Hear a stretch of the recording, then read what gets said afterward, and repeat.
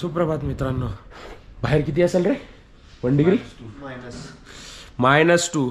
त्या मायनसमध्ये तो हीटर नाही चालत, ते गीझर नाही चालत. तर एवढ्या लांब आलोय. खरंच माझी सकाळी उठायची पण इच्छा नव्हती, एवढी पाठ कंबर पाय काय नाही दुखत, पण बोललो एवढ्या जवळ आलोय तर इथून नाही जाऊ शकत. आंघोळ केली, आता निघतोय. सकाळी 6 वाजलेले आहेत. माझी इच्छा होती की मी 2 वाजता ट्रिप सकाळी 2 वाजता चालू करावी, पण काल खरंच खूप थकलेलो होतो. आता जी लाईन आहे दर्शनाची 150 मीटरवर मंदिर आहे आणि ही इथे लाईन चालू झालेली आहे. इथून जरा बघा तर कुठे राहतोय.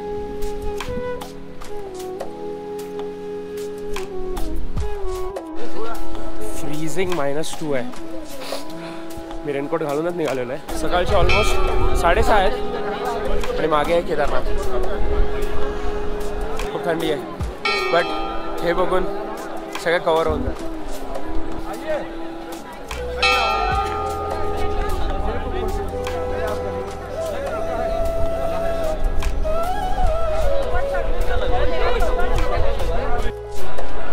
तर मित्रांनो, काल आम्ही 5:30ला ट्रेकिंग स्टार्ट केली. Actual trekking okay.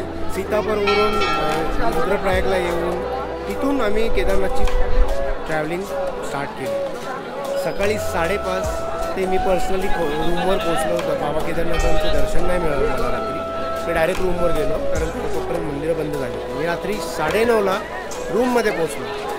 माझ्या अंगामधला एक त्राण हरपला होता. मला चालायची ताकद नव्हती, मी असा मेल्यासारखा चालत होतो. पण इवन मी घोडे घ्यायला गेलो, घोड्यांची पण व्यथा तशीच होती. मला घोड्यांवर बसून जमलं नाही. का कुठून 10 किलोमीटर चालल्यानंतर माझ्या पायांमध्ये स्प्रेन यायला लागला, दुखायला लागलं. मी स्प्रेवर जिवंत. स्प्रे मारून मारून अजून 2 किलोमीटर झालं. नंतर मी माझ्या मित्राला म्हणालो, मित्र माझ्याने होणार नाही, मी घेतो एक घोडा. घोडा घ्यायला गेलो, घोड्यावरून कोसळलो. दुसरा घोडा घेतला, त्याने दुसरीकडे नेऊन सोडला. तिसरा घोडा घेतला, त्याने तर जंपच मारली होती. एवढ्या सर्व परिश्रमानंतर शेवटी उतरलो. एक चाय मारली आणि कुठून शक्ती आली मला माहीत नाही. मी 9:30 पर्यंत चालत केदारनाथमध्ये पोहोचलो. बोलो अरे अरे महादेव, बाबा केदारनाथ की जय. ज्यांनी इथपर्यंत बोलवलेलं आहे तो इथपर्यंत याची ताकद पण देतो आणि घेऊन पण येतो.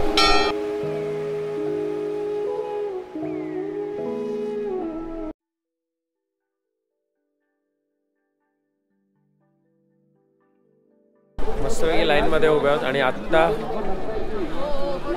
ऊन आलेलं आहे, कारण खूप गार वारा चालू होता. आता थोडं ऊन आलेलं तर बरं वाटतंय. लाईन मंदिर तर जवळ आहे, एकदम जवळ दिसतंय, पण लोक काय करतात मध्ये घेत आहेत किंवा लाईनमध्ये पण डबलची लाईन घ्या, त्यामुळे पटापट होत नाही आहे. एवढं करून आपल्याला वरती भैरवचं देऊळ आहे तिथे पण आपल्याला जायचं आहे, कारण त्याच्याशिवाय हे दर्शन पूर्ण नाही होत. ते पण थोडं टाईम फ्रेममध्ये कवर करून घ्यायला लागेल. लाईनमध्ये उभे आहोत आणि पटापट लाईन फास्ट झालेली आहे. आता डबल केलेली आहे लाईन. मंदिर शहर दिसत आहे. फटाफट दर्शन झालं पाहिजे. फटाफट लाईन फटाफट गेली पाहिजे. आतमध्ये थोडा वेळ मिळाला पाहिजे. शिवशंभो हर हर महादेव.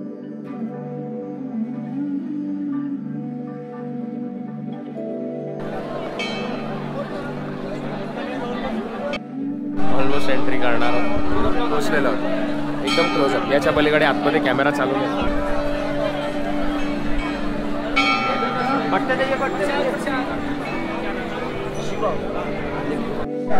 आणि आपण केदारनाथ मंदिरात आहोत. हळूच दाखवतो.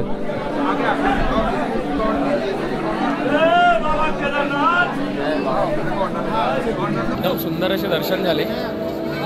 आतमध्ये कॅमेरा वगैरे नाही अलाउड करून देत. एकदा ट्राय केलं होतं रेकॉर्ड करायचं, पण त्यांनी कॅमेरा घेऊन टाकला आणि ते म्हणायला लागले की आपण पोलीस कंप्लेंट करू.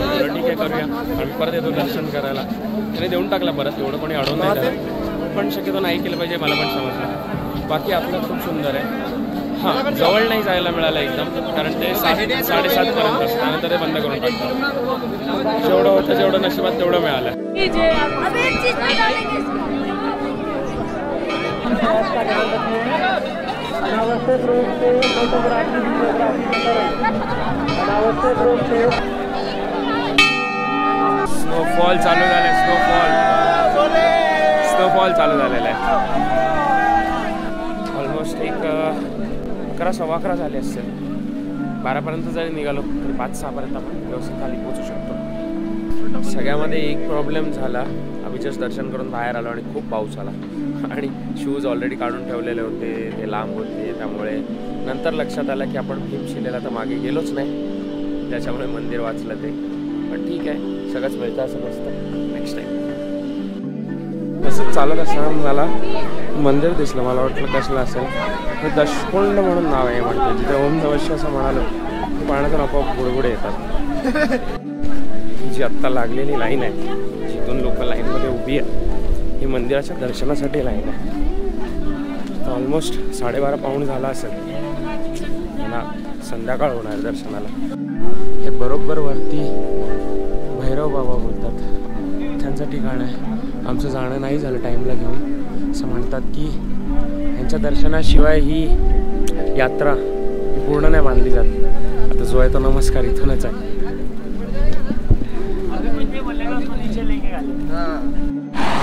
आपल्या एक्झॅक्ट मागे हेलिकॉप्टर पिकअप अँड ड्रॉप आहे. इथूनच टेक ऑफ करतात, इथेच लँड करतात आणि रिजनेबल सर्व्हिसेस आहेत पुण्यांपेक्षा.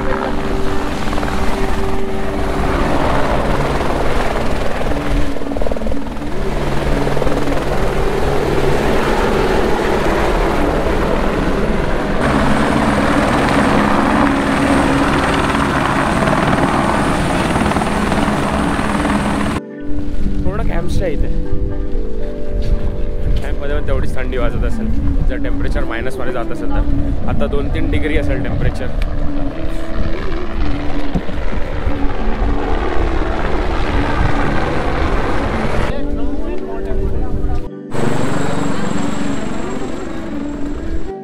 जस्ट चालणं चालू केलंय आणि स्नोफॉल स्टार्ट झालंय. थोड्या वेळेला लागतोय तो. बारीक बारीक खडे आहेत. तुम्ही बघू शकता माझ्या हातावर. इथे आहे टप टप टप टप लागतात. आणि कसं वाटतं बाहेर पूर्ण गारांवाला बर्फ पडतोय. बर्फ उडून उडून इथे पण येतो. हा बघा एक पडलेला इथे. आम्ही विचार केला हे थांबेपर्यंत जेवून घेऊया आणि सरळ चाल धरूया. अजून एक पडला इथे. पूर्ण खाली जमिनीवर बर्फ पडतोय आणि जेव्हा वाटलं यापेक्षा खराब काय होऊ शकतं. गारा पडायला लागलेल्या आहेत आणि आता विजा पण चमकायला लागलेल्या आहेत. टेम्परेचर आहे, हा पाऊस नाही आहे, पूर्ण बर्फाच्या गारा आहेत.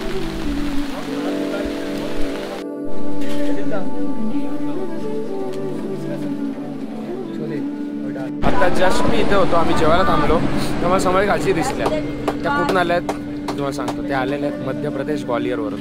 इथून पायात काही न चालतात, चालत सुरुवातीपासून आलेले आहेत. मी तुम्हाला त्यांना विचारतो बघा. आप कहाँ से आए हो? ग्वालियर मध्य प्रदेश. ग्वालियर मध्य प्रदेश. और आप नीचे से पूरा पैदल चल के आए हो? बॉलीवुड से पैदल चल रहा है. घोड़ा वोड़ा कुछ नहीं? कुछ नहीं. कुछ शूज वगैरह? नंगे पैर. तुम्ही बघू शकता. नाही नाही नाही, तुम्ही बघू शकता काही न घालता. हा, आपल्याला खरंच लाज वाटली पाहिजे. आम्ही शूज घालून चालतोय. ह्या आजी सोबत चालत आलेले आहेत. कितने बजे चालू किया आपने रात? हमने 2 बजे. 2 बजे. आप आ ही गए, अभी पहुंच गए. आपका दर्शन हो ही जाएगा. कैसा लग रहा है आपको इधर आगे? तो बहुत मन को तसल्ली है, बहुत ज्यादा. बढ़िया बढ़िया. चाय पी कर ही चले हैं. कुछ खाया पिया नहीं है. कुछ काही खाल्लंय पण नाही, फक्त चहा पिऊन चालत आहेत त्या. 2 बार चाय पी है. मस्तपैकी जेवण टॉपअप करून आता परतीचा प्रवास. पाऊस थांबलेला आहे, एकदम व्यवस्थित वेळेत झालेला आहे. चला.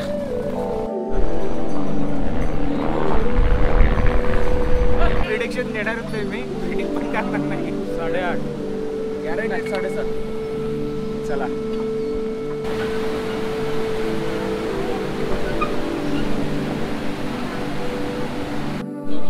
ए भाई काय थकावट बिकॉट काय आहे काय? नाही बाय. चिट्टी रोबो. 5 किलोमीटर बाकी आहे गौरीकुंडला.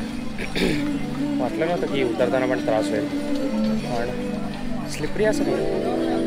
कालचा पण ट्रेक आणि आजचा पण ट्रेक त्याच्यामुळे थोडासा प्रॉब्लेम होतो आहे. होपफुली दिवस मावळ्याच्या आधी आपण पोहोचू शकतो. 7:30 झालेले आहेत आणि अजून 3 किलोमीटरचा पॅच बाकी आहे. मला वाटतं मी पुढे निघून आलो आणि बाकी सगळी पब्लिक मागे राहिलेली आहे. थोडा थांबून आता सगळे एकत्र निघूया इथून. आपली पूर्ण पब्लिक मागे राहिलेली आहे. मी चालू करतोय आणि बघतोय की माझ्याने किती कवर होईल. शेवटचे 2-2.5 किलोमीटर आहेत पण असं वाटतंय की 20 किलोमीटर अजून चालायचं आहे.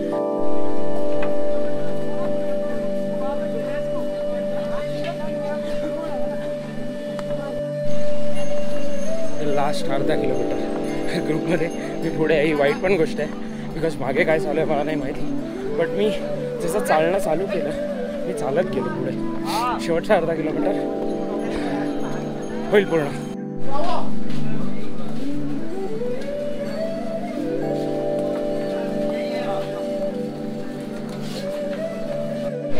मला वाटलं ट्रेक संपला, मी खुश होतो. पण नंतर खाली बघितली लाईन आणि लाईन किती वेळ राहील? 3-4 तास. गौरीकुंड टू सोनप्रयाग 5 किलोमीटरचं अंतर आहे. लाईन किती वेळ राहील? आणि या ट्रॅफिक जॅम पकडला तर ऑलमोस्ट 3-4 तास. आणि लकीली चालत निघालेलं असं आम्हाला कॅब मिळाली, त्याच्यामध्ये जागा होती आणि त्यांनी आम्हाला घेतले. सुमोने आपल्याला सोनप्रयागपर्यंत ड्रॉप केलं आणि जसा मी सुमोमधून खाली उतरला मला समजलं माझ्या पायाला काल्फ्सला गोळे आलेले आहेत, थाई स्टेप झालेले आहेत आणि आता चालणं थोडंसं नाही खूपच कठीण होत चाललं आहे.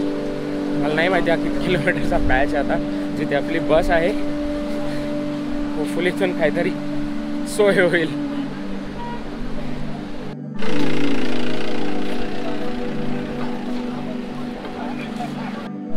चालत जिथे आपलं व्हेरिफिकेशन काल झालेलं यात्रा पासचा तो हाच एरिया होता.